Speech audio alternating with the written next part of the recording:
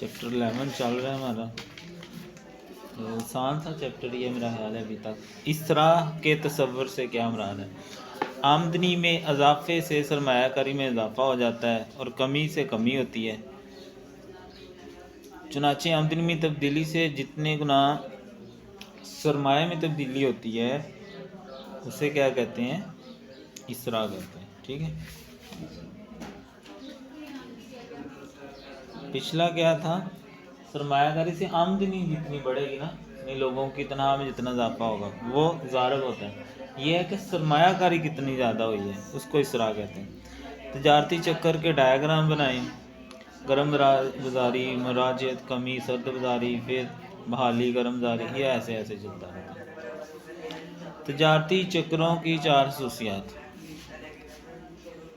تجارتی چکروں کے ادوار کے تمام شعبوں پر یکساں اثرات ہوتے ہیں، یعنی ہر شعبے پہ اثر پڑتا ہے اس کا۔ ٹھیک ہے، جیسے دیکھو نا، کسی کی تنخواہ کم ہوگی تو وہ خریداری نہیں کرے گا اس حساب سے جا کے، تو یعنی اس نے کھانے کے لیے، اس نے کپڑے کے لیے، اس نے کہیں آنے جانے کے لیے، ہر چیز پہ پھر اثر پڑے گا، نہیں وہ لے گا۔ اور جب پیسہ زیادہ آتا ہے تو لوگ بھی فضول خرچیاں کرتے ہیں۔ ٹھیک ہے، تجارتی چکر بین الاقوامی نوعیت کے ہوتے ہیں، سارے انٹرنیشنل طور پر بھی کوئی اثرات ہوتے ہیں ہر چیز کے، کیونکہ بہت چیزیں باہر سے بھی تو منگواتے ہیں نا لوگ۔ تجارتی چکر کے ادوار کے درجہ میں فرق ہوتا ہے، یعنی بعض اوقات ایک دم اضافہ ہو جاتا ہے، ایک دم کمی نہیں ہوتی ہے، ایک دم بعض اوقات کمی ہوتی ہے، اضافہ نہیں ہوتا، تو یہ فرق ہوتا ہے۔ تجارتی چکر کے مختلف ادوار ایک دوسرے کا تعاقب باقاعدہ وقفوں سے کرتے ہیں۔ مطلب جیسے دیکھو نا، یہ بھی بہت زیادہ مہنگائی ہو گئی تھی، اب آہستہ آہستہ کیا ہوا ہے؟ کمی ہو گئی، یعنی یہ ایسے ایک کمی چڑھاؤ کم ایسے ہوتا رہتا ہے، یعنی کبھی مہنگائی ہو جاتی ہے، کبھی کم ہو جاتی ہے، یہ ایسے چلتا رہتا ہے۔ آفتابی دھبوں یا موسمی تغیرات کا نظریہ کس نے پیش کیا؟ پروفیسر جونز اور ہنری ایلمور نے پیش کیا۔ نفسیاتی نظریہ کس نے پیش کیا؟ پیگو اور بیگوٹ۔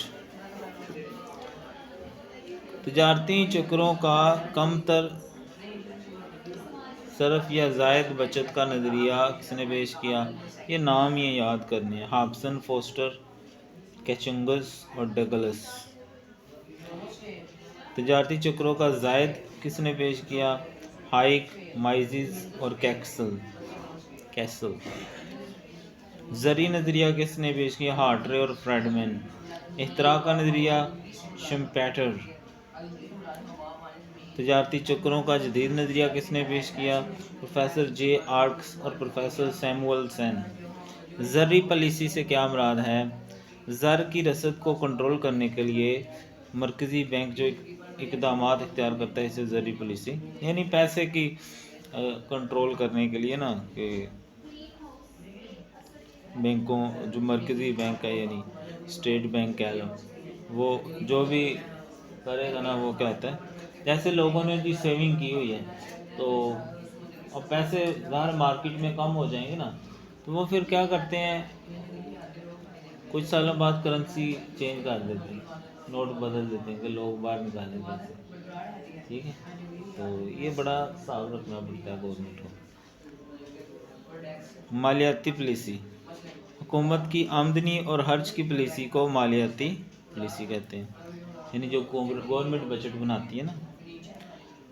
تجارتی چکر کو کنٹرول کرنے کے لیے زرعی پالیسی، مالیاتی پالیسی بنائی جاتی ہے۔ اس کے علاوہ اشیاء کی پیدائش اور سرمایہ کاری کے بارے میں بین الاقوامی اقدامات کیے جا سکتے ہیں، یعنی باہر کے ممالک میں آپ کا کتنا مال جانا ہے یا آنا ہے، اس حساب سے بھی دیکھا جائے گا۔ ٹھیک ہے۔